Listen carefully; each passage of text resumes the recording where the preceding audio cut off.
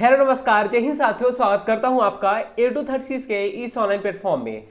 दोस्तों, जैसे कि आपको पता है कि हम छत्तीसगढ़ में मध्यकालीन इतिहास देख रहे हैं और छत्तीसगढ़ में मध्यकालीन इतिहास में हमने सबसे पहले कलचुरी राजवंश के बारे में बात किया। कलचुरी राजवंश 1000 ईस्वी से लेकर 1750 ईस्वी तक हमारे छत्तीसगढ़ में राज करता है। उसी के समकालीन कुछ छोटे छोटे राजवंश भी रहते हैं जो कि राज करते हैं। तो कलचुरी की जो शाखा रहती है वह रतनपुर और रायपुर शाखा, ये दो शाखाओं में विभाजित रहती है। मतलब यह छत्तीसगढ़ की जो महानदी वाला बेसिन है उसी क्षेत्र पे ये रहती है। उसी के समकालीन और कुछ कुछ वंश रहते हैं, जैसे कि फड़ी नागवंशी, ये कवर्धा में रहते हैं। इसके अलावा छिंदक नागवंशी, ये कहाँ पे रहते हैं? तो यह बस्तर में रहते हैं। कहाँ पे? बस्तर में। छिंदक नागवंशियों को कौन हराता है? तो बोलोगे छिंदक नागवंशी का जो अंतिम शासक रहता है हरिश्चंद्र, उसको अन्नम देव हरा देता है और अन्नम देव काकती वंश की नींव डालता है। फिर काकती राजवंश के बारे में हमने लास्ट क्लास में सब कुछ अच्छे से देखा है। जब काकती राजवंश कब आता है? तो बोलोगे 1324 से लेकर 1961 तक काकती राजवंश हमारे छत्तीसगढ़ के बस्तर क्षेत्र में राज्य करता है। इतने लंबे समय तक, मतलब लगभग 650 साल तक जब वह राज करेगा तो सीधी सी बात है बहुत सारी चीजें होने वाली हैं। आपको यहां पे एक चीज समझ में आएगा, क्या आएगा? तो बोलोगे 1324 से लेके 1961। अब बोलोगे 1947 में तो हमें आजादी मिली, ठीक है। और इसके अलावा 1600 में अंग्रेज आए, ठीक है। 1600 में अंग्रेज आते हैं। तो इसके अलावा बहुत सारे यहाँ पे अलग अलग देशों के लोग आते हैं। और इसके पहले यहाँ पे क्या रहता है? तो मुगल काल रहता है। क्या रहता है? मुगल काल, ठीक है। मुगल काल तक सब चीजें तो ठीक चलती हैं, लेकिन उसके बाद में जब अंग्रेज आते हैं तो अंग्रेजों से यहाँ पे चीजें बिगड़नी चालू हो जाती है। 1600 में आते हैं, धीरे धीरे धीरे 1757 प्लासी का युद्ध, फिर 1764 बक्सर का युद्ध। धीरे धीरे इनके क्या होते हैं? तो इनकी जो पावर है वो पावर बढ़ती जाती है।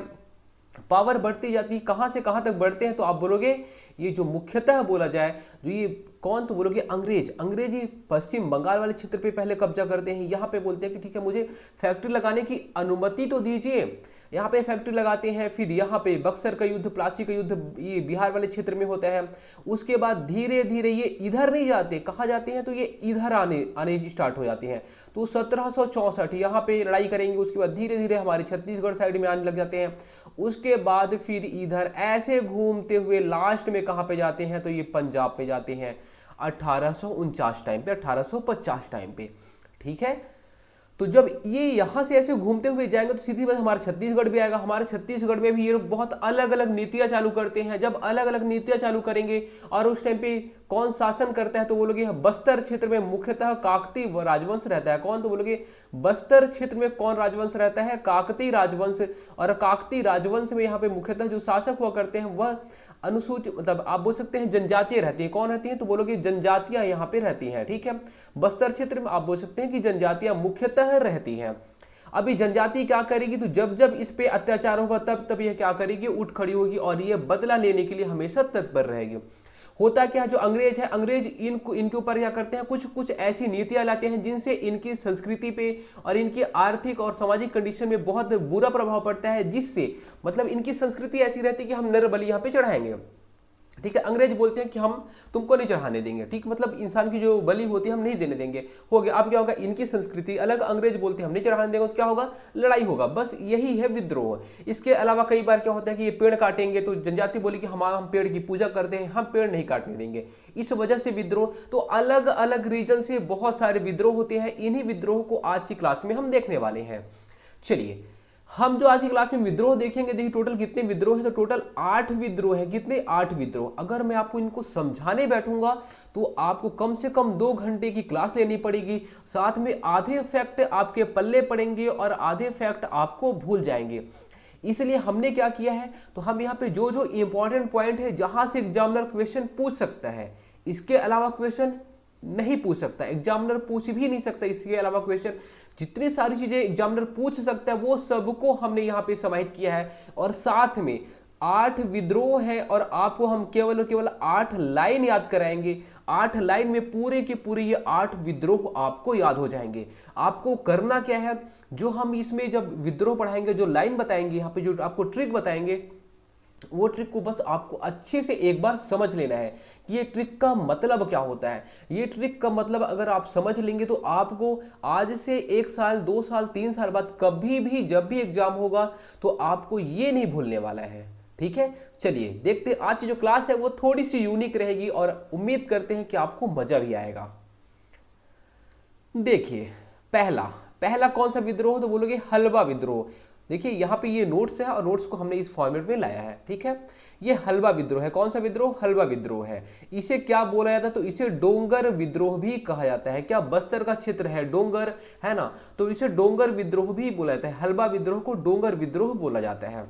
ये जो हलवा विद्रोह है कब से कब तक चलता है? तो बोलोगे 1774 से लेके 1777 तक ये चलता है हलवा विद्रोह। आखिर होता क्या है? तो इसकी कहानी हमने आपको पहले ही बताई है। ठीक है, इसकी पहले हमने कहानी क्या बताई है? तो बोलोगे एक पटरानी रहती है। ठीक है, एक पटरानी और एक रानी। ठीक है, अजमेर सिंह पटरानी का बेटा रहता है और जो ये दरियादेव रहता है ये रानी का बेटा होता है। दरियादेव क्या बोलते हैं कि ठीक है, ठीक है, अब तो ठीक है। जब इसका जो पिता रहता है कौन? तो दिक्पाल देव, जब उसकी मृत्यु हो जाती है तो क्या करता है ये जो अजमेर सिंह है, अजमेर सिंह के साथ में जो दरियादेव रहता है ये एक्चुअल में भाई भाई होंगे, लेकिन दरियादेव को लगता है कि नहीं अब तो पिता की मृत्यु हो गई तो अब हम क्या करेंगे, अजमेर सिंह पे अटैक कर देते हैं। लेकिन क्या होता है, अजमेर सिंह क्या देखते हैं यहाँ पे पावरफुल में रहता है, मतलब सीधी बात है राजा है, तो क्या करेगा अजमेर सिंह इसको हरा देता है पहली बार। दूसरी बार क्या कहते हैं, दरियादेव जो रहता है वह जयपुर का जो शासक रहता है कौन? विक्रम देव। इसके अलावा मराठा का जो सेनापति रहता है त्रयंबक अबीव राव। इसके अलावा अंग्रेज सेनापति रहता है कौन? जॉनसन। ये तीन लोगों के साथ में मिलकर जो दरियादेव रहता है ये षड्यंत्र रचता है और अजमेर सिंह को हरा देता है। किसको? अजमेर सिंह को हरा देता है। यही होता है कौन सा? हलवा विद्रोह। कौन सा विद्रोह? हलवा विद्रोह। कारण क्या होता है? तो बोलोगे इसका जो युद्ध का कारण होता है वो होता है अजमेर। और यहाँ पे देखिए जैसे बिजली कड़कती है तो ऐसे दरार उत्पन्न हो जाता है, वैसे यहाँ पे दरार उत्पन्न आपको दिखेगा। अजमेर और दरियादेव के बीच में उत्तराधिकार को लेकर यह लड़ाई होती है। ठीक है, आपके एग्जाम में यही से क्वेश्चन बनेगा। इसके अलावा देखिए आप क्या बोलेगा कि ठीक है यहाँ पे जो शासक रहता है या फिर जो युद्ध का नेतृत्व करता रहता है वो मुख्यतः रहता है अजमेर सिंह। कौन? अजमेर सिंह। लेकिन इसके विपक्ष में कौन लड़ाई करता है? अजमेर सिंह और किसके बीच में लड़ाई होती है ये भी आपको याद रखना है। किसके किसके? बोलोगे दरियादेव। अजमेर सिंह, उसके विपक्ष में कौन कौन? दरियादेव, जयपुर का शासक विक्रम देव, मराठा त्रयंबक अबीव राव और अंग्रेज का जॉनसन। इतने सारे लोग मिलकर किसको हराते हैं? तो अजमेर सिंह को हराते हैं। और अजमेर सिंह का यहाँ पे क्या कत्ल हो जाता है। अजमेर सिंह के साथ में बहुत सारे जो हलवा विद्रोही रहते हैं, जो हलवा लोग रहते हैं, वो हलवा लोग की भी मृत्यु हो जाती है। किसकी? जो हलवा जनजाति के जो लोग रहते हैं, जो अजमेर का सपोर्ट करते हैं, उनकी भी यहाँ पे कत्ल कर दी जाती है। ठीक है, अब देखिए इतने सारे चीज आप याद कैसे करेंगे, है ना। देखिए केवल और केवल आपको एक ट्रिक से याद करना है। क्या? आज मेरे यहाँ। क्या? मेरे यहाँ। ठीक है, बोलोगे हाँ आज मेरे यहाँ, यहां तक समझ में आ गया। दरिया और हलवा बना है। क्या? दरिया और हलवा बना है। हम साथ साथ खाएंगे, साथ साथ खाएंगे, साथ साथ खाएंगे, मतलब यहाँ पे साथ साथ खाएंगे। आप याद कैसे करेंगे? देखिए आज मेरे यहाँ मतलब अजमेर। ठीक है, अजमेर और यहाँ। ठीक है, यहाँ पे जो यहाँ है इसका कोई मतलब नहीं होता। ठीक है, इसके अलावा यहाँ दरिया आप बोलोगे दलिया होता है, बोलोगे हाँ दलिया, बहुत सारा बहुत पौष्टिक होता है वो। ठीक है, तो यहाँ पे आप दलिया करेंगे। क्या? दरिया मतलब दलिया और हलवा तो आप जानते होंगे, हलवा खाते हैं, बोलोगे हाँ। हलवा और पूड़ी खाते हैं कि नहीं खाते? बोलोगे हाँ। तो देखिए आज मेरे यहाँ दरिया और हलवा, दरिया मतलब आप दलिया और हलवा दोनों चीज खाएंगे और साथ साथ में खाएंगे। बोलोगे वाह। देखिए ये है आज मेरे घर में। क्या? यहाँ पे दलिया बन गया और यहाँ पे हलवा बन गया।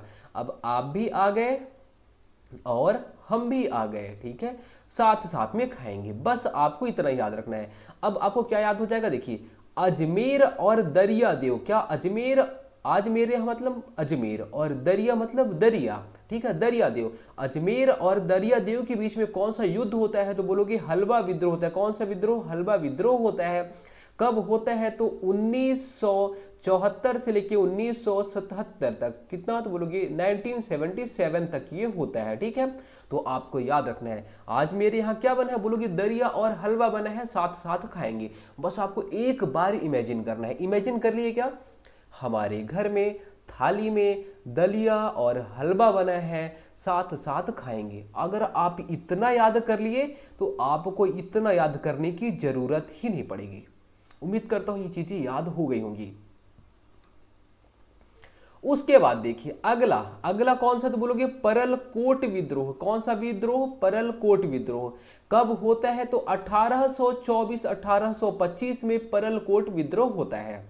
कब होता है बोलोगे 1824-25 में। एग्जामिनर बहुत ही उसका दिमाग खराब हो गया, वो सन पूछ लिया, तो सन भी आपको याद रहना चाहिए। 1824-25 एक बार पीएससी में पूछ लिया गया था किसके बारे में, तो मुड़िया विद्रोह कब हुआ था। क्या ये जो मुड़िया विद्रोह है वो कब हुआ था, और हमने उसको याद किया था इसी ट्रिक से और हमारा सही हो गया था। बाकी बहुत सारे स्टूडेंट वहां पे गलत करके आ गए थे। तो आपको याद रखना है परलकोट विद्रोह 1824-25 में ये हुआ था। देखिए उस टाइम पे जो शासक रहते हैं, शासक आपने महिपाल देव पढ़ा है क्या बोलोगे, हाँ काकतीय वंश का शासक रहता है महिपाल देव, ठीक है। जब परलकोट विद्रोह होता है तो उसका नेतृत्व करता कौन होता है, कौन नेतृत्व करता है, शासक तो है, लेकिन आपको पता है ना शासक क्या करते हैं बोलोगे, हाँ शासक मस्त आराम से गद्दे में लेटे रहेंगे और कुछ नहीं करेंगे। जो भी चीजें होती थी तो नेतृत्व करता कोई ना कोई रहता था। इसका नेतृत्व करता कौन हुआ तो गेंद सिंह, एक जमींदार था, वह इसका नेतृत्व करता बनता है। किसका तो बोलोगे परलकोट विद्रोह का। आखिर हुआ क्या था, ठीक है। तो जो अंग्रेज लोग रहते हैं, कौन अंग्रेज लोग, तो जो अबूझ माड़ी जनजाति रहती है इनको शोषण करते रहते हैं, मतलब अलग अलग कुछ यहाँ पे रूल लाएंगे। इस वजह से क्या होता है, जो अबूझ माड़ियों को जो शोषण हो रहा था, शोषण से बचाने के लिए कौन तो महिपाल देव के टाइम पे जो नेतृत्व करता रहता है गेंद सिंह, वह गेंद सिंह अंग्रेजों के खिलाफ क्या करता है तो यह मोर्चा खोल देता है, ठीक है। चलिए क्या बोला हमने कि परलकोट विद्रोह महिपाल देव के टाइम पे होता है ये, ठीक है। और नेतृत्व करता कौन रहता है, गेंद सिंह रहता है, ये एक जमींदार रहता है। कारण क्या होता है तो अबूझ माड़ियों को शोषण से बचाने के लिए जो गेंद सिंह है यह अंग्रेजों के खिलाफ मोर्चा खोल देता है। इसका दमन करता, मतलब जो जब यह मोर्चा खोलता है तो आखिर इसको दमन कौन करता है, इसको आखिर मतलब ये जो चीजें चल रही हैं, तो जैसे सरकार आपकी नीतियों को, सरकार जैसे कि आप मान लीजिए कोई प्रोटेस्ट कर रहे हैं, सरकार दबा देती है कि नहीं की दबाती है, बोलोगे हाँ बिल्कुल डंडा मारेगी आपको, कुछ भी कुछ ये लोग क्या करते हैं तो दमनकारी नीतियां होती है। वैसे दमन करता कौन था उस टाइम पे, तो आपको याद रखना है कैप्टन पेबे। कौन, कैप्टन पेबे जो था वो एक एसपी था, पुलिस अधीक्षक था, जो कि अंग्रेज का था, अंग्रेज पुलिस अधीक्षक। वह क्या करता है तो दमन करता है, मतलब ये जो नीति जो यहाँ पे ये विद्रोह होता है उसको दबाने का काम कौन करता है तो कैप्टन पेबे, जो कि अंग्रेजी पुलिस अधीक्षक होता है। फिर क्या होता है तो 1825, कब 1825 को गेंद सिंह जो नेतृत्व करता रहता है उसको फांसी दी जाती है।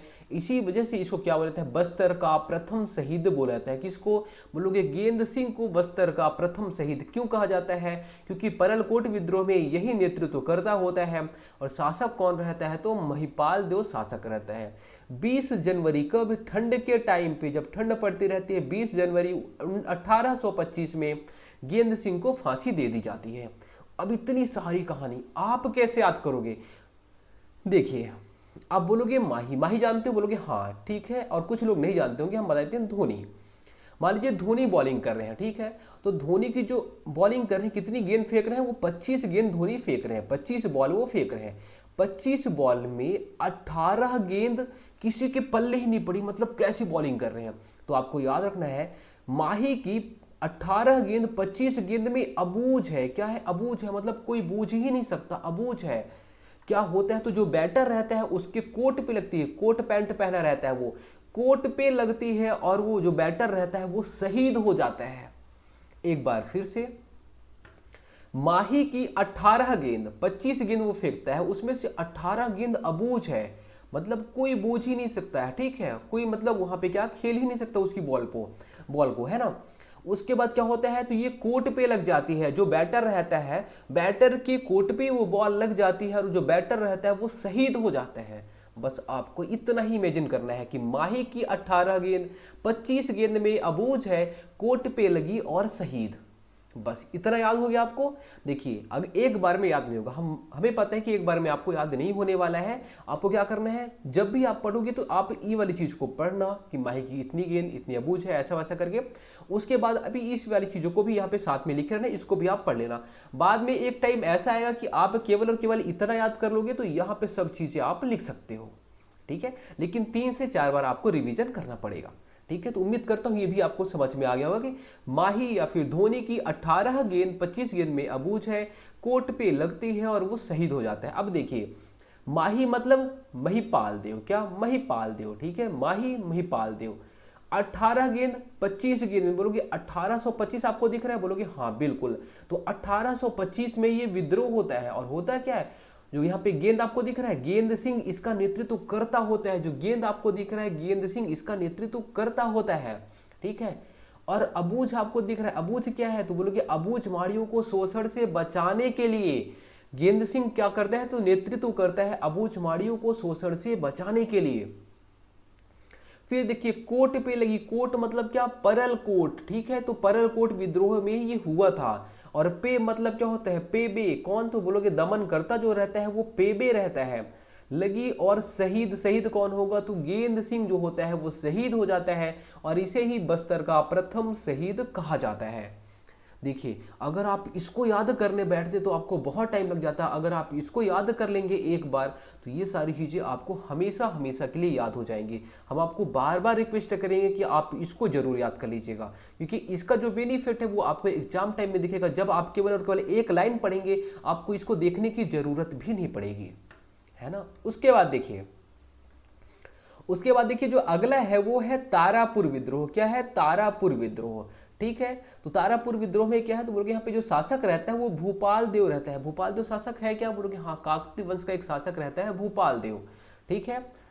तारापुर विद्रोह जब ये होता है तो उसमें जो नेतृत्व करता रहता है उसका नाम रहता है दलगंजन सिंह। क्या नाम रहता है, तो दलगंजन सिंह इसका नेतृत्व करता होता है, ठीक है। अब होता क्या है, तो जो अंग्रेज लोग रहते हैं वो अचानक से टैक्स बढ़ा देते हैं। क्या बढ़ा देते हैं, तो कर बढ़ा देते हैं, टैक्स बढ़ा देते हैं। इसी के विरोध में जो नेतृत्व करता रहता है दलगंजन सिंह, वह अंग्रेजों के खिलाफ मोर्चा खोल देता है।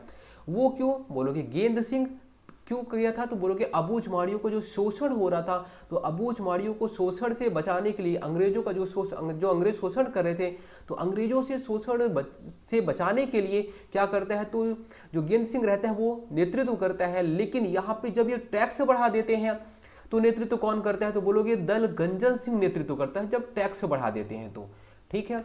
लास्ट में क्या होता है, तो ये आदेश वापस ले लेता है कौन, तो ये विलियमसन, ठीक है। विलियम जो अंग्रेज अधिकारी रहता है वो विलियम्स क्या करता है, तो ये जो अपना आदेश रहता है वो वापस कर लेता है।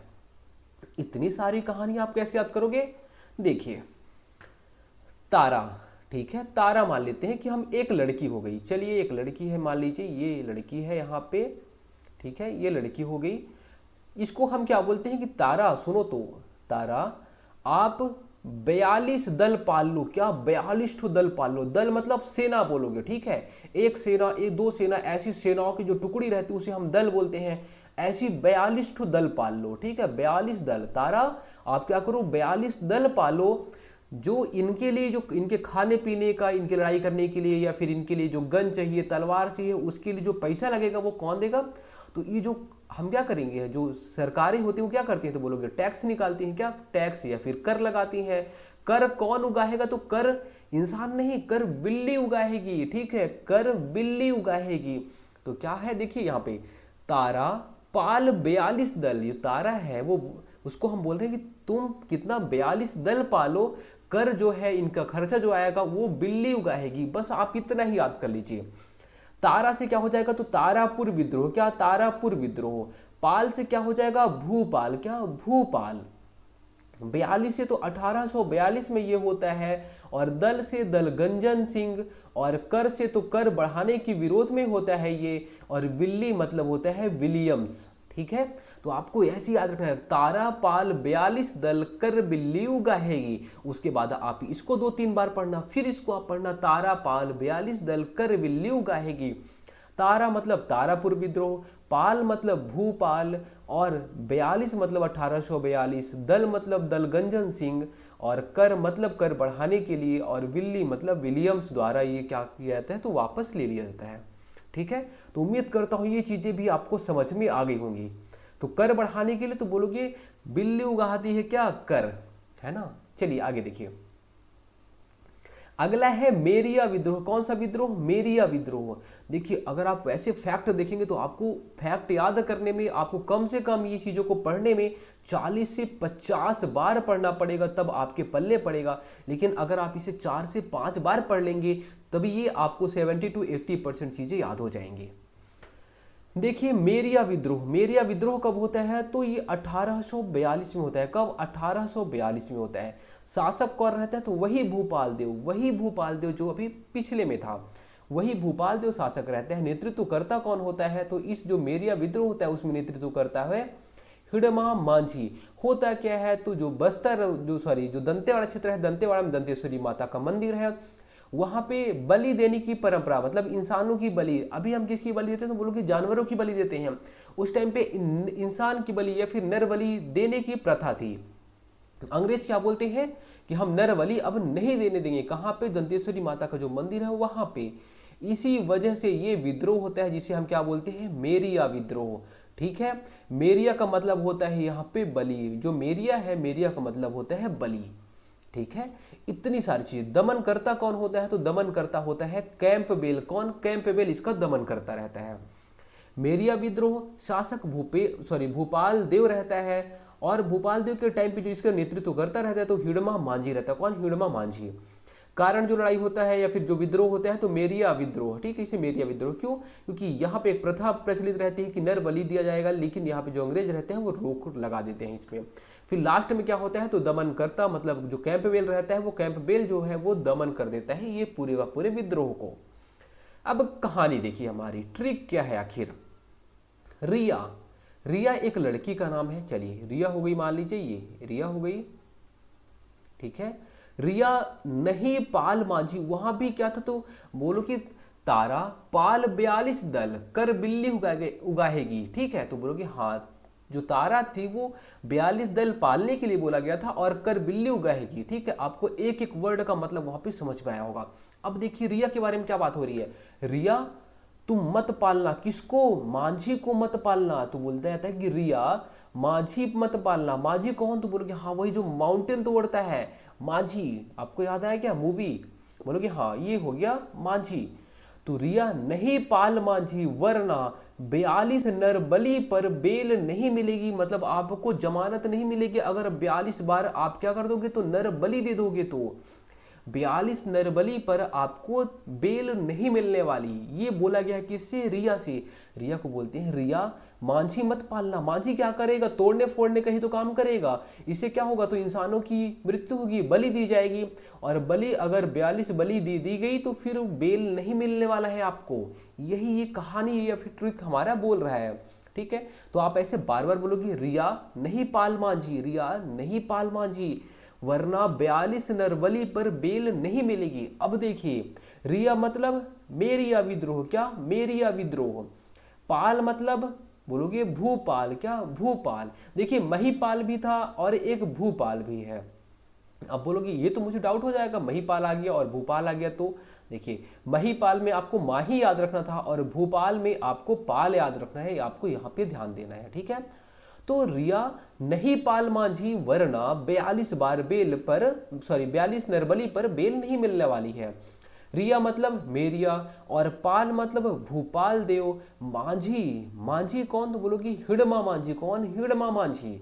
ठीक है, वरना 42 मतलब 1842 में ये विद्रोह होता है।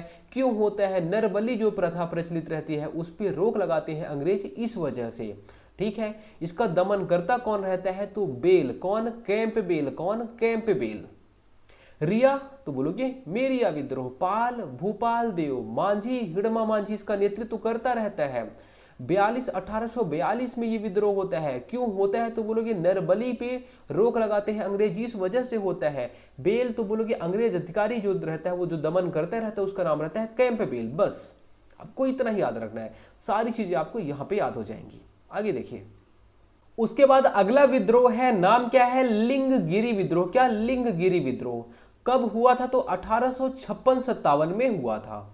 इसे बस्तर का मुक्ति संग्राम कहा जाता है। 1856-57 अगर आपसे कोई पूछे तो आपको ये लिंगगिरी विद्रोह याद रहे या ना रहे, आपको भारत का प्रथम स्वतंत्रता संग्राम याद होना ही चाहिए, क्योंकि जो पहली बार युद्ध हुआ था किसका, अंग्रेज का और भारत का, तो कब हुआ था, तो बोलोगे 1856-57 में युद्ध हुआ था। आपको पता है कि जो नॉर्थ इंडिया रहता है, कौन सा नॉर्थ इंडिया, यहाँ पे मुख्यतः ये सेंटर रहता है जहाँ पे अंग्रेज और भारत का युद्ध होता है, ठीक है। लेकिन बहुत सारे लोग ऐसे रहते हैं जो कि किसका, अंग्रेजों का साथ दे देते हैं। इस वजह से क्या हो जाता है, अंग्रेज जीत जाते हैं और भारत यहाँ पे हार जाता है, ठीक है। 1857 की क्रांति आपको पता होना है, भारत का प्रथम स्वतंत्रता संग्राम। जैसे वहां पे भारत का प्रथम स्वतंत्रता संग्राम होता है, वैसे उसी के टाइम पे यह होता है बस्तर का महान मुक्ति संग्राम। भारत का प्रथम स्वतंत्रता संग्राम और बस्तर का महान मुक्ति संग्राम हुआ क्या है, देखिए। शासक था भैरम देव। कौन, भैरम देव। आपको भैरम देव, तीन यहाँ पे विद्रोह, भैरम देव के टाइम पे 3 विद्रोह होते हैं, आपको याद रखना है। कौन कौन सा, कोई विद्रोह, फिर उसके बाद लिंगगिरी, तो हमें यहाँ पे आगे पढ़ने वाले हैं। देखिए, भैरम देव के टाइम पे कौन सा, लिंगगिरी विद्रोह हुआ। नेतृत्व करता कौन हुआ, तो बोला कि धुरवा राम माड़िया इसका नेतृत्व करता हुआ। भैरम देव बोलते हैं कि जा भाई धुरवा राम, देख लो यार, तुम लड़ाई वड़ाई करो, हम तो यहाँ बैठेंगे। तो भैरम देव के टाइम पे ही ये युद्ध होता है या फिर विद्रोह होता है। नेतृत्व करता कौन होता है, तो धुरवा राम माड़िया इसका नेतृत्व करता होता है।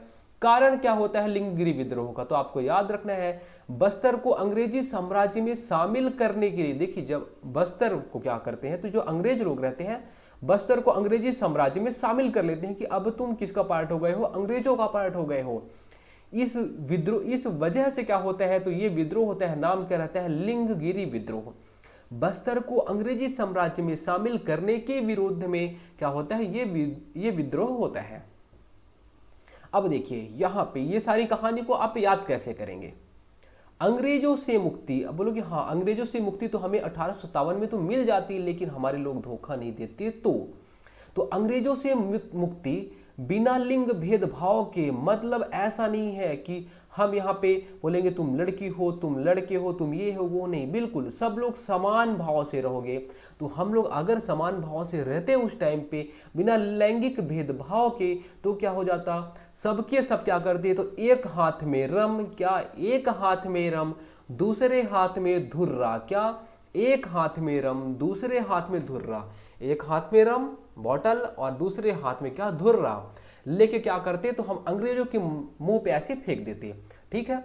जैसे धुर्रा फेंकते तो उन लोग को दिखता नहीं, तो हम क्या करते, जीत जाते। वो 1857 वाली क्रांति, ऐसा हम कर सकते थे, लेकिन क्या हुआ, हमारे लोगों ने ही क्या किया, यहाँ पे बर्बाद कर दिया। तो आप याद कैसे करेंगे, अंग्रेजों से मुक्ति हमें बिना लिंग भेदभाव के, क्या, बिना लिंग भेदभाव के, एक हाथ में रम और एक हाथ में धुर्रा लेकर 1857 में मिल जाती, हमें मुक्ति मिल जाती। कब, 1857 में। एक बार फिर से इसको पढ़ने की कोशिश करिए। अंग्रेजों से मुक्ति हमें कब मिल जाती, जब हम बिना लैंगिक भेदभाव के या फिर बिना लिंग भेदभाव के, एक हाथ में रम दूसरे हाथ में धुर्रा, जैसे वो सामने आते तो रम की बोतल खोल देते है ना, और झाग चला जाता उनकी आंख में, या फिर धुर्रा फेंक देते, तो हम 1857 में ही जीत जाते। याद हो गया। अब देखिए इतना बस अगर आपको याद हो गया तो यहाँ पे आसानी से याद हो जाएगा। अंग्रेजों के खिलाफ हुआ था, अंग्रेजी साम्राज्य के विरुद्ध में ये हुआ था, उनसे मुक्ति के लिए, ठीक है, उनसे मुक्ति के लिए ही होता, अंग्रेजों से मुक्ति के लिए ये विद्रोह होता है। नाम क्या रहता है, तो बोलोगे लिंगगिरी विद्रोह। क्या, लिंगगिरी विद्रोह होता है। एक हाथ में रम, रम मतलब क्या, बोलोगे भैरम देव। क्या, भैरम देव। और धुर्रा, धुर्रा मतलब धुरवा राम माड़िया, इसका देखिए भैरम देव शासक और धुरवा राम माड़िया इसका नेतृत्व करता होता है, और 1857 में ये क्रांति होती है। याद हो गया क्या, बोलोगे अंग्रेजों के खिलाफ होता है, और लिंगगिरी विद्रोह इसका नाम है। एक हाथ में रम, रम मतलब भैरम देव, और धुर्रा, एक हाथ में धुर्रा, धुर्रा मतलब धुरवा राम माड़िया। 1857 में हमें क्या मिल जाता, तो हमें स्वतंत्रता मिल जाती। अगर हम एक हाथ में रम एक हाथ में धुर्रा पकड़े रहते तो अंग्रेजों से हमें मुक्ति मिल जाती। याद हो गया। आगे चलते हैं। उसके बाद देखिए कोई विद्रोह। कौन सा विद्रोह, कोई विद्रोह। ये बहुत शानदार इसका ट्रिक है। 1859 में होता है कोई विद्रोह। कोई विद्रोह कब होता है? 1859 में। शासक कौन रहता है? भैरम देव इसका शासक रहता है। नेतृत्व करता कौन रहता है? तो नागुर दोरला इस कोई विद्रोह का नेतृत्व करता रहता है। कोई विद्रोह के टाइम पे शासक भैरम देव, नेतृत्व करता नागुर दोरला।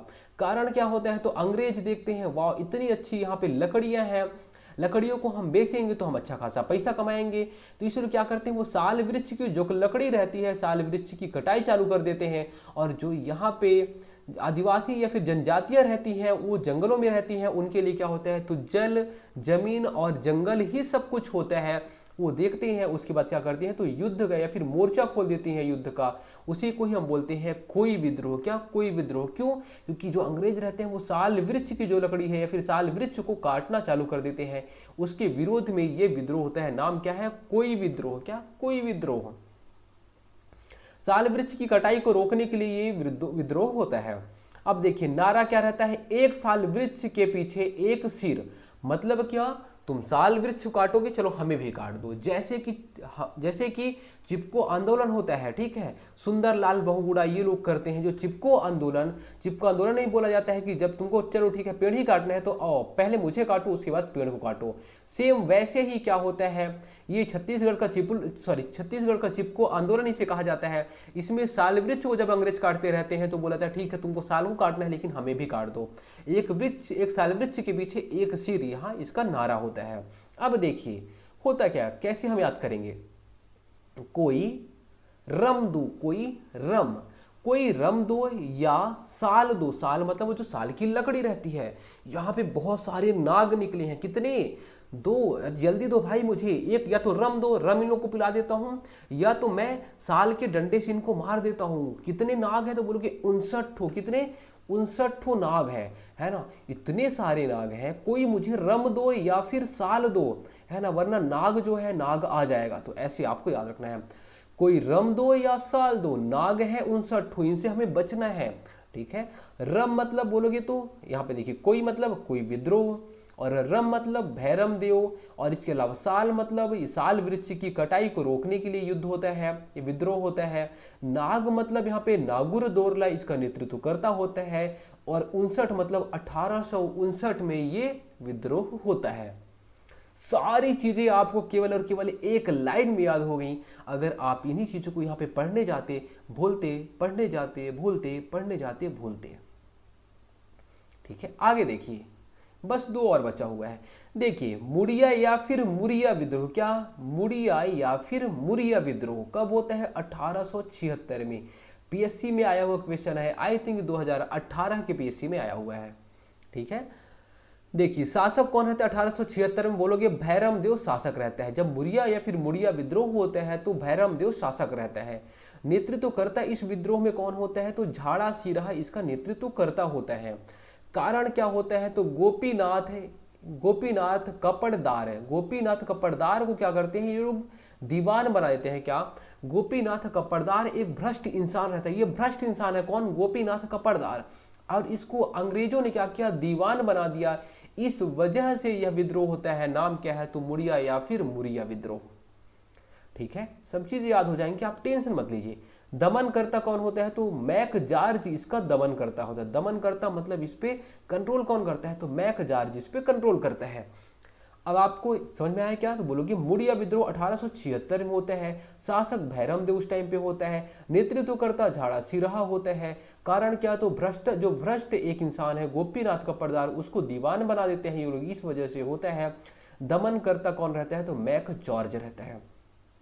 इतनी कहानी को अगर हम एक लाइन में याद करें तो देखिए, भैरम की मुड़ी है ना, मुंडी आप बोल सकते हो, जो सर है उसको बोलते हैं मुंडी, या फिर आप मुड़ी बोल सकते हो, घुटने को बोला जाता है। ठीक है, तो भैरम की मुड़ी जा झाड़ा 76 बार गोपी ने, तो या फिर आप ऐसे याद कर सकते हो, भैरम की मुड़ी को गोपी ने 76 बार जा झाड़ा। ठीक है, मान लीजिए ये हो गया भैरम। ठीक है, जब झाड़ फूक करते हैं तो ऐसे फेंकते हैं ना, ये ओम ह्रीम क्लीम स्वाहा ऐसे करके बोलते हैं। ठीक है, तो वैसे ही मान लीजिए यहाँ पे एक ये इंसान है, कौन? ये भैरम है, और ये गोपी हो गया। कौन? ये भैरम हो गया, ये भैरम देव हो गया, और ये गोपी हो गया।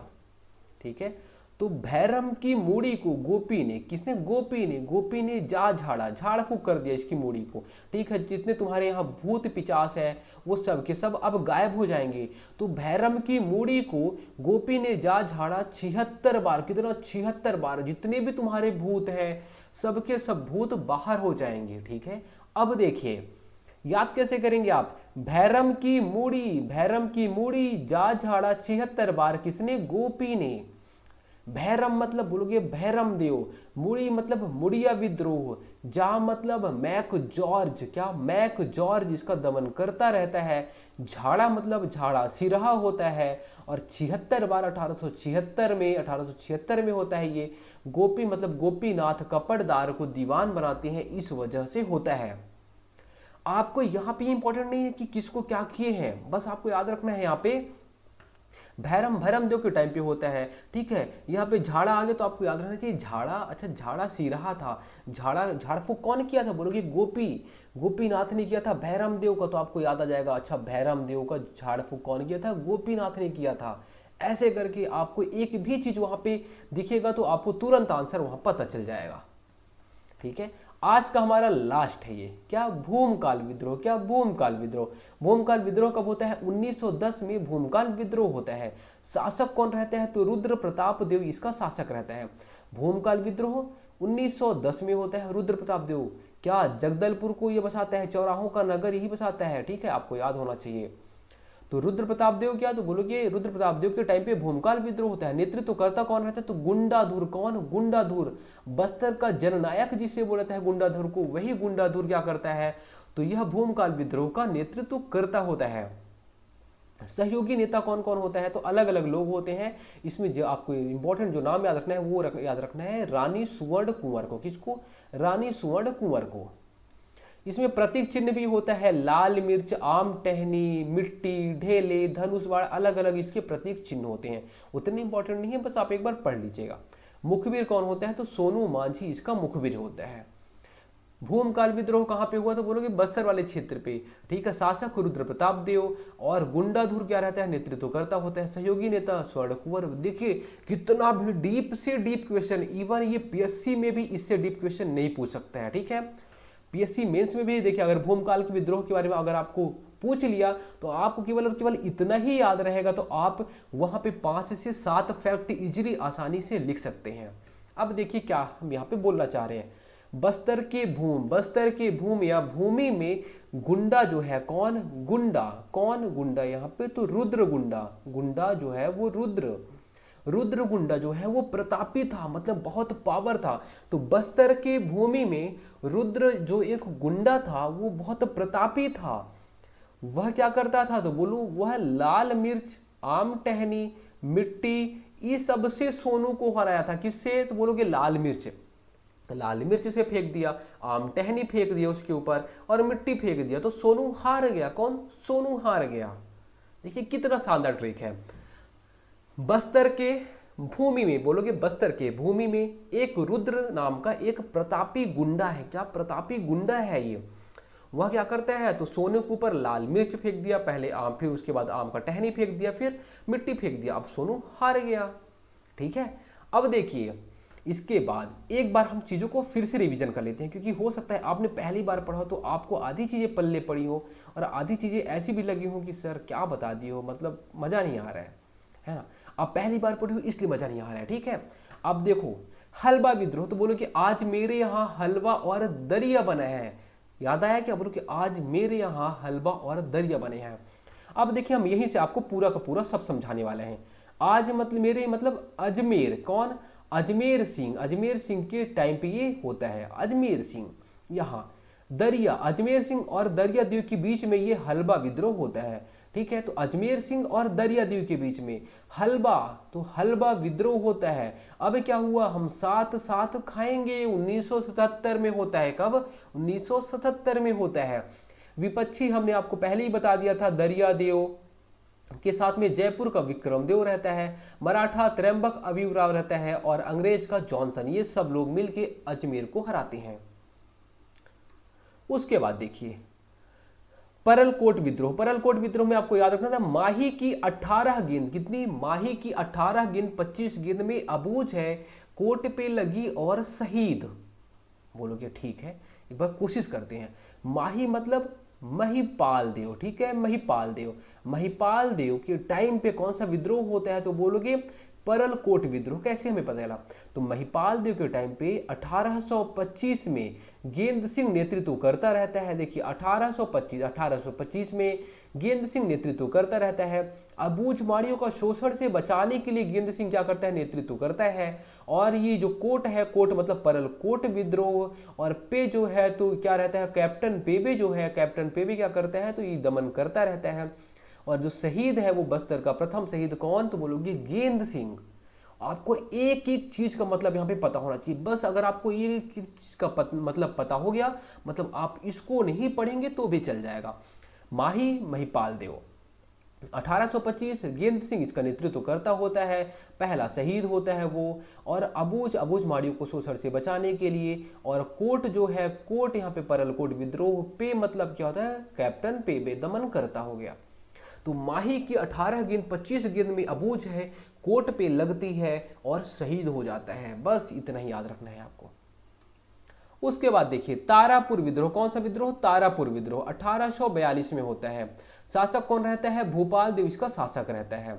हमने यहाँ पे सारी चीज बताई थी। अब आप देखिए यहाँ तारा, तारा एक लड़की है, ये देखिए तारा। तारा को हमने क्या बोला था, बोलो कि तारा को हमने बोला था, तारा पाल 42 दल, कितना, 42 दल तुम पालो। कर कौन उगाएगा, तो बोलोगे कर बिल्ली उगाएगी। कौन, मान लीजिए ये बिल्ली हो गई, ठीक है, ये बिल्ली हो गई, कर बिल्ली उगाएगी। तारा पाल 42 दर, कर बिल्ली उगाएगी। तारा मतलब तारापुर विद्रोह, पाल मतलब बोलोगे भूपाल देव। महिपाल कभी आएगा तो माही आएगा वहां पे, और पाल आएगा तो आपको भूपाल याद रखना है। तारापाल 42 दल 1842 में होता है। दल मतलब यहाँ पे दलगंजन सिंह इसका नेतृत्व करता रहता है। कर बढ़ाने के विरोध में ये विद्रोह होता है। और विल्ली मतलब विलियम्स जो रहता है वह क्या करता है, इस आदेश को वापस ले लेता है। याद आ रहा है क्या चीजें, बहुत सारी चीजें आपको अब याद होने लग गई होंगी।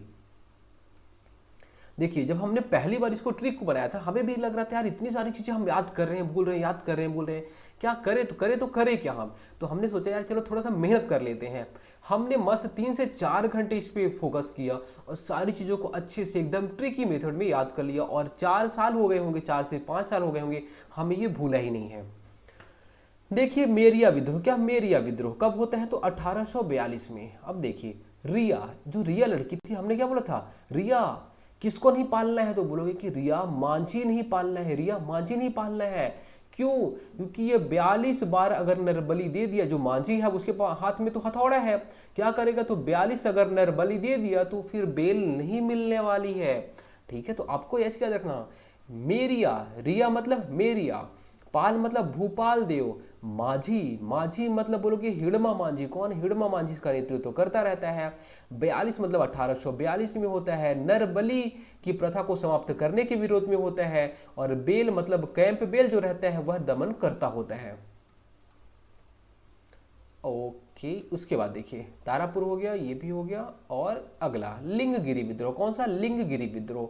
बोलोगे हाँ, अंग्रेजों से मुक्ति, अंग्रेजों से हमें मुक्ति मिल जाती कब, 1857 में ही हमें मुक्ति मिल जाती। लेकिन हम क्या करते, बिना लिंग भेदभाव के, क्या बिना लैंगिक भेदभाव के, लड़के लड़कियां चाहे सब लोग क्या करते, एक हाथ में रम एक हाथ में धुर्रा पकड़ लेते, जैसे अंग्रेज दिखते तो उनके ऊपर फेंक देते। तो हमें क्या मिल जाती, 1857 में ही हमें मुक्ति मिल जाती। ठीक है, अंग्रेजों से। तो अंग्रेजों से मुक्ति हमें कैसे, तो बोलोगे अंग्रेजों से मतलब यहाँ पे अंग्रेजों के खिलाफ हुआ था। ठीक है, तो अंग्रेजों ने क्या किया था, तो जो बस्तर है, बस्तर को अंग्रेजी साम्राज्य में मिला लेते हैं, इस वजह से होता है। मुक्ति मतलब क्या, तो बस्तर का महान मुक्ति संग्राम होता है ये। और लिंग मतलब लिंगगिरी विद्रोह, एक हाथ में रम, रम मतलब भैरम देव, और धुर्रा मतलब धुरवा राम माड़िया, 1857 में ये होता है विद्रोह। फिर देखिए कोई क्या हो, तो बोलोगे कोई रम दो या फिर साल दो, कुछ तो दो मुझे, नाग 59 है, बस इतना ही तो याद करना है आपको। बोलोगे ठीक है, कोई मतलब कोई विद्रोह, रम मतलब भैरम दो, है ना, भैरम देव। ठीक है, साल बोलोगे साल वृक्ष के जब लोग कटाई करते हैं उसके लिए यहाँ पे लड़ाई होता है कि हम तुम्हें साल वृक्ष नहीं काटने देंगे, नाग मतलब नागुर दोरले इसका नेतृत्व करता होता है। 59 मतलब 1859 में ये होता है। उसके बाद देखिए मुड़िया या फिर मुड़िया। मुड़िया मुड़िया आपको याद आया क्या? बोलोगे हाँ, भैरम की मूड़ी को कौन? तो बोलोगे गोपी झाड़ा था। कितनी बार? 76 बार। बस याद हो गया। देखिए भैरम मतलब बोलोगे भैरम देव की मूड़ी को, मूड़ी मतलब मुड़िया विद्रोह, भैरम देव, और यहाँ पे मूड़ी मतलब मुड़िया विद्रोह। जा मतलब मैक जॉर्ज, कौन? मैक जॉर्ज इसका दमन करता होता है और इसका नेतृत्व करता झाड़ा सिरहा होता है। कौन? झाड़ा सिरहा। और इसके अलावा 76 मतलब 76 बार, और 1876 में होता है। और गोपी क्या? गोपी का मतलब होता है गोपीनाथ कपड़दार। ठीक है, यह क्या होता है? इसको दीवान बना देते हैं, इस वजह से ये युद्ध होता है या फिर विद्रोह होता है। बस इतना आसान सा है। ठीक है, अगर आपने इमेजिन किया होगा तो आपको सब याद हो गया होगा। अब लास्ट देखिए भूमकाल। क्या भूमकाल? बोलोगे बस्तर में क्या था? तो एक गुंडा, एक प्रतापी गुंडा था। नाम क्या था? रुद्र प्रतापी गुंडा था। फिर वह क्या करता है? तो वह आम की टहनी, लाल मिर्च और मिट्टी का जो ढेला रहता है, मिट्टी के जो ढेले रहते हैं, उससे सोनू को मार देता है। बस आसानी से याद हो गया आपको। देखिए बस्तर में होता है, और ये ठीक है कहाँ पे होता है? तो बोलोगे बस्तर में होता है ये। बस्तर के भूम मतलब भूम काल विद्रोह, गुंडाधुरी इसका क्या होता है? नेतृत्व करता होता है। रुद्र प्रताप देव काकती वंश का शासक रहता है, उसी के टाइम पे नेतृत्व करता कौन? तो गुंडाधुर रहता है। वो क्या करता है? तो लाल मिर्च, आम की टहनी, मिट्टी से क्या करता है? तो सोनू को हरा देता है। सोनू कौन रहता है? सोनू मुखबिर रहता है, अंग्रेजों की सूचना दे देता है। कब? 1910 की बात हो रही है। कब? 1910 की। 5 साल बाद कौन आ जाएगा? गांधी जी आ जाएंगे। ठीक है, तो दोस्तों देखिए अब इसके बाद क्या होने वाला है, तो जितने भी एमसीक्यूज में क्वेश्चन बन सकते थे, हमने जो टारगेट 90 डेज में कराए हैं, वो सारे के सारे क्वेश्चन अब आपके सामने आने वाले हैं, और हम उम्मीद करते हैं कि सारे के सारे क्वेश्चन आप तोड़ फोड़ दोगे। ठीक है, चलिए वो आप वहां पे देख सकते हैं। पहला क्वेश्चन है, भोरमदेव मंदिर का निर्माण हुआ छिंदक नागवंश काल में, नल वंश काल में, फड़ी नागवंश काल में, कलचुरी नागवंश काल में।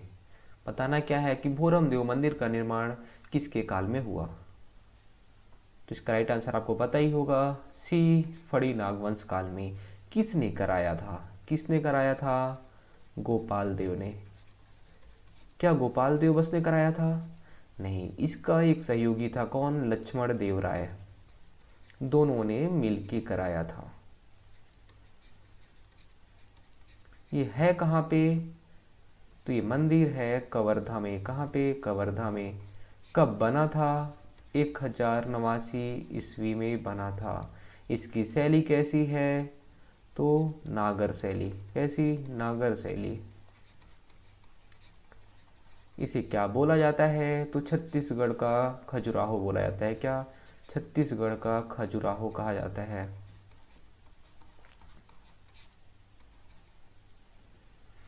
चलिए चलते हैं अगले क्वेश्चन पे। कुरुसपाल अभिलेख के अनुसार बस्तर के किस शासक ने मधुरांतक देव का वध किया था? कौन से अभिलेख के अनुसार? कुरुसपाल अभिलेख के अनुसार बस्तर के किस शासक ने मधुरांतक देव का वध किया था? जगदेव भूषण, नृपति भूषण, सोमेश्वर देव प्रथम, हरिश्चंद्र देव। बताइए। देखिए पहला तो ये अभिलेख बहुत इंपॉर्टेंट है, कुरुसपाल अभिलेख। इससे किसके बारे में जानकारी मिलती है? तो किसके बारे में जानकारी मिलती है? यह छिंदक नागवंशियों के बारे में बताता है। किसके बारे में? छिंदक नागवंशी शासकों के बारे में बताता है, पहला। अब बताइए कि मधुरांतक देव का वध किसने किया था? तो इसका राइट आंसर क्या हो जाएगा? सी, सोमेश्वर देव प्रथम। हाँ, वही सोमेश्वर देव प्रथम जिसके बारे में हमने कलचुरी काल में भी पढ़ा था। इसको किसने हराया था? किसने इसको बंदी बनाया था? किसने? जाजल्य देव प्रथम। जाजल्य देव प्रथम ने। ठीक है, इनकी जो माता थी सोमेश्वर देव की माता कौन? गुंड महादेवी। इन्होंने अनुरोध किया था, तब फिर जाजल्य देव ने इन्हें छोड़ दिया था। तो कुरुसपाल अभिलेख किसके बारे में जानकारी देता है? तो छिंदक नागवंशी शासकों के बारे में जानकारी देता है, और उसमें भी सोमेश्वर देव प्रथम ने जब मधुरांतक देव का वध किया था उसके बारे में बताता ही है। बस्तर के चालुक्य वंश का संस्थापक कौन था? अजमेर सिंह, अन्नम देव, वीर नारायण सिंह, धुरावो माड़िया। कौन से वंश का? चालुक्य वंश। चालुक्य वंश को और क्या बोलते हैं? काकतीय वंश बोलते हैं। तो काकतीय वंश का संस्थापक कौन था आपको बताना है। राइट आंसर बी, कौन? अन्नमदेव। चालुक्य वंश कौन से क्षेत्र में शासन किया? तो कौन से क्षेत्र में? बस्तर के क्षेत्र में। कब से कब तक शासन किए? तो 1324 ईस्वी से लेके 1961 ईस्वी तक। पहले राजा का नाम अन्नमदेव, अंतिम राजा का नाम प्रवीर चंद भंजदेव। इनके नाम से एक पुरस्कार भी दिया जाता है। कौन से क्षेत्र में दिया जाता है? तो तीरंदाजी के क्षेत्र में एक पुरस्कार दिया जाता है। उसके बाद और क्या क्वेश्चन बन सकता है, यहाँ से देखते हैं। अन्नमदेव, जब अन्नमदेव शासक बने तो इन्होंने राजधानी किसको बनाया? किसको राजधानी बनाया? मंधोता को। मंधोता बस्तर में है, तो मंधोता को इन्होंने राजधानी बनाया। अन्नमदेव ने एक बहुत इंपॉर्टेंट मंदिर का निर्माण कराया था। कौन से मंदिर का निर्माण कराया था बताइए? सोचिए, इसके बारे में हमने बात किया है पर्यटन टॉपिक में। कौन से? दंतेश्वरी माता मंदिर कहाँ पे है? दंतेवाड़ा में। कौन सी नदी के संगम पे है? शंखनी डंकिनी के संगम पे है ये। उसके अलावा एक शासक आते हैं, और कौन सी इंपॉर्टेंट शासक आते हैं? पुरुषोत्तम देव। पुरुषोत्तम देव, इनके टाइम में राजधानी क्या होती है? मंधोता से ये चेंज कर देते हैं, कहाँ लाते हैं? चक्रकोट में। चक्रकोट में ये राजधानी शिफ्ट कर देते हैं। और इनके टाइम में क्या स्टार्ट हुआ था? रथ यात्रा। कहाँ पे? बस्तर में। इन्हें रथपति की उपाधि दी गई थी, किसके द्वारा? पुरी के शासक थे। कहाँ? उड़ीसा। पुरी के एक शासक थे, उन्होंने इन्हें क्या बोला था? रथपति। रथपति की उपाधि किसे मिला? पुरुषोत्तम देव को मिला। उसके बाद एक शासक आते हैं जिनका नाम रहता है दिक्पाल देव। दिक्पाल देव राजधानी शिफ्ट करते हैं, चक्रकोट से कहाँ ले जाते हैं? बस्तर। उसके बाद दिक्पाल देव के बाद शासक आते हैं, कौन? दलपत देव। दलपत देव क्या करते हैं? राजधानी को ये भी शिफ्ट करते हैं, बस्तर से कहाँ ले जाते हैं? जगदलपुर। और दलपत देव ने क्या कराया था? क्या कराया था आपको बताना है। हमने बात किया है कहाँ पे? पर्यटन टॉपिक में। इन्होंने दलपत सागर तालाब का निर्माण कराया था। कहाँ पे? जगदलपुर में। किसने कराया था? दलपत देव ने। किसका निर्माण? दलपत सागर का। कहाँ पे? जगदलपुर में। छत्तीसगढ़ के फड़ी नागवंशी राजाओं का मड़वा महल मंदिर शिलालेख किस सन का है? AD 1406, AD 1349, AD 1232, AD 1157। AD मतलब होता है ईस्वी। बताइए कि जो फड़ी नागवंशी राजाओं का मड़वा महल है कौन से सन का है? तो इसका राइट आंसर क्या हो जाएगा? बी 1349। अब हम लोग फड़ी नागवंशी से जितने भी क्वेश्चन बन सकते हैं सारे क्वेश्चन देखते हैं, बहुत इंपॉर्टेंट है। फड़ी नागवंशी जो राजा थे उनको कहाँ पे शासन करते थे? कहाँ पे? कवर्धा वाले एरिया पे। कहाँ पे? कवर्धा वाले एरिया में। इसके अलावा क्या फड़ी नागवंशी शासकों में उनका संस्थापक कौन था? संस्थापक कौन था? अहिराज। अहिराज, ठीक है। कहाँ पे? कवर्धा में शासन करते थे। इनका संस्थापक कौन था? अहिराज। अब मड़वा महल बना कब था? 1349 में। और कौन सा महल? छेरकी महल। ये कब बना था? ये भी 1349 में। बनवाया किसने था इन दोनों को? रामचंद्र देव। किसने? रामचंद्र देव। रामचंद्र देव का विवाह किसके साथ हुआ था? कलचुरी राजकुमारी अंबिका देवी के साथ इनका विवाह हुआ था। अंबिका देवी जो कलचुरी राजकुमारी थी उनके साथ इनका विवाह हुआ था। अब ये जो छेरकी महल है और मड़वा महल है ये है कहाँ पे? ये भी कई बार पूछ लेता है। तो कहाँ पे है? छपरी ग्राम में। छपरी ग्राम में। तो इतने सारे फैक्ट आपको याद रखने हैं। क्या क्या? फड़ी नागवंश जो शासक थे उनका एरिया कहाँ पे था? तो कवर्धा में था। संस्थापक कौन था? अहिराज था। जो मड़वा महल और छेरकी महल बना है वो बना कब था? 1349 में। बनवाया किसने था? रामचंद्र देव ने। रामचंद्र देव का विवाह किसके साथ हुआ था? अंबिका देवी के साथ। और मड़वा महल कौन से गांव में है? तो छपरी ग्राम में। कहाँ पे? कवर्धा में। मेन का द्वार या दरवाजा कहाँ है? शक्ति, मदनपुर, धनपुर, चैतुरगढ़। इसके बारे में हमने पर्यटन टॉपिक में पढ़ा है, बताइए कहाँ पे? डी चैतुरगढ़। कहाँ पे? कोरबा। मेन का द्वार या सिंह द्वार या गणेश द्वार कहाँ पे है? कहाँ पे है? चैतुरगढ़, कोरबा। चैतुरगढ़, कोरबा। चैतुरगढ़ को क्या बोला जाता है? छत्तीसगढ़ का कश्मीर बोला जाता है। बस्तर के छिंदक नाग राजवंश के पहले राजा का नाम क्या था? दरियादेव, अजमेर सिंह, नृपति भूषण, सोमेश्वर देव। किसके छिंदक नाग राजवंश के पहले राजा का नाम बताना है आपको। Right answer C, Nripati Bhushan. अब इससे कौन कौन से क्वेश्चन बन सकते हैं? सारे क्वेश्चन छिंदक नाग राजवंश से जितने भी क्वेश्चन बन सकते हैं सारे क्वेश्चन देखते हैं। पहला, छिंदक नाग राजवंश का क्षेत्र कौन सा था? कौन से क्षेत्र में इन्होंने शासन किया? बस्तर के क्षेत्र में शासन किया, पहला क्वेश्चन। दूसरा, कि इन्होंने कब से कब तक शासन किया? तो छिंदक नाग राजवंश जो था वो 1023 ईस्वी से 1324 ईस्वी तक इन्होंने शासन किया। इनके पहले राजा का नाम पूछ सकता है, तो कौन है? नृपति भूषण। इसके अंतिम राजा का नाम क्या है? तो हरिश्चंद्र। हरिश्चंद्र हो गए। उसके बाद जो छिंदक नाग राजवंशी थे इन्होंने कुछ कुछ मंदिर का निर्माण कराया था। जो इसके राजा थे उन्होंने कुछ कुछ मंदिरों का निर्माण कराया था। कौन कौन से मंदिर? हमने पर्यटन में पढ़ा है, मामा भांजा मंदिर और गणेश की प्रतिमा। किसकी? गणेश की प्रतिमा, ढोलकल गणेश प्रतिमा। किसने करवाया था? तो छिंदक नाग राजवंशी ने कराया था। इसके अलावा इनका जो ध्वजा था, जो इनका झंडा था, उसमें क्या चिन्ह अंकित था? तो कौन सा चिन्ह अंकित था? सर्प का। कौन सा? सर्प। देखिए सर्प, नाग, नाग सर्प होता है, तो यहाँ पे उनके जो ध्वजा का नाम, ध्वजा का जो चिन्ह था वो सर्प अंकित था। कवर्धा महल डिजाइन और निर्मित किया गया महाराजा धर्म सिंह द्वारा, गुरु घासीदास द्वारा, वल्लभाचार्य द्वारा, राजा उजियार सिंह द्वारा। क्या, कौन सा महल? कवर्धा महल किसके द्वारा डिजाइन और निर्मित किया गया? बताइए। तो उसका राइट आंसर क्या हो जाएगा? महाराजा धर्मराज सिंह द्वारा। राजा थे कौन से वंश के? फड़ी नागवंशी।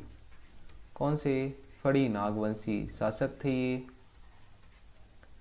कौन से महल का? कवर्धा महल। कवर्धा महल के गेट का नाम पूछा जाता है अक्सर पेपर में, तो इसके जो गेट का नाम था वह क्या था? हाथी गेट। क्या? हाथी गेट। रतनपुर के कलचुरी राजवंश की राजकुमारी का विवाह फड़ी नागवंश के किस राजा के साथ हुआ था? राज सिंह देव, कन्हर देव, ईशान देव, रामचंद्र देव। इसके बारे में हमने अभी कुछ टाइम पहले देखा है। राइट आंसर डी, रामचंद्र देव। बस्तर के छिंदक नागवंश से संबंधित निम्नलिखित शासक थे? सोमेश्वर देव, गोपाल देव, कन्हर देव, जयसिंह देव। कौन कौन से शासक बस्तर के छिंदक नागवंश से संबंधित थे आपको बताना है। तो इसका राइट आंसर क्या हो जाएगा? डी, 1 2 3 4। कौन कौन से? सोमेश्वर देव, गोपाल देव, कन्हर देव, जयसिंह देव। इसके अलावा अभी हमने देखा था इसके संस्थापक का नाम नृपति भूषण। नृपति भूषण ने कौन से वंश की? छिंदक नागवंश के संस्थापक थे। अंतिम शासक हरिश्चंद्र। कब स्थापना होती है? तो 1023 ईस्वी में छिंदक नागवंश की स्थापना होती है। और उसके बाद ये कब से कब तक इनका शासनकाल रहता है? तो 1324 तक इनका शासनकाल रहता है। कब से कब तक? 1023 से 1324 तक इनका शासनकाल रहता है। अब क्या इतने ही शासक थे? नहीं, और भी शासक थे। कौन कौन से? धारावर्ष, जगपाल सिंह देव,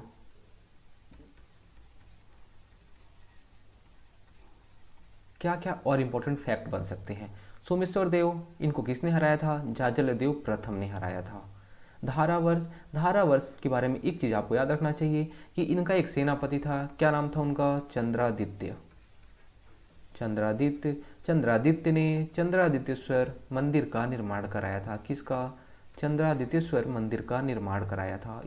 आज का हमारा लास्ट क्वेश्चन है, छत्तीसगढ़ की पहली महिला शासिका कौन थी? अंबिका देवी, प्रफुल्ल कुमारी देवी, कुमारी वाष्टा देवी और मंटोरा बाई। कौन? मंटोरा बाई। बताइए इनमें से पहली महिला शासिका कौन थी? तो इसका राइट आंसर क्या हो जाएगा? बी, प्रफुल्ल कुमारी देवी। कौन से वंश की थी? तो काकतीय वंश की। काकतीय वंश का शासन क्षेत्र कहाँ पे था? बस्तर में। इन्होंने कब शासिका बनी? तो 1922 में ये शासिका बनी थी। कितने उम्र की थी? तो 12 साल की थी ये, तब ये शासिका बनी थी। क्या क्या क्वेश्चन? पहली महिला शासिका, बहुत इंपॉर्टेंट। पहली महिला शासिका कौन? प्रफुल्ल कुमारी देवी। कौन से वंश की? काकतीय वंश की थी। काकतीय वंश कहाँ पे शासन किया? बस्तर में। कौन से सन में ये शासिका बनी? 1922 में। और कितने साल की थी? तो 12 वर्ष की थी। दोस्तों उम्मीद करता हूँ आज की क्लास आपको अच्छी लगी होगी। अगर क्लास अच्छी लगती है तो आप दोस्तों तक शेयर करें और सब्सक्राइब जरूर करें। धन्यवाद।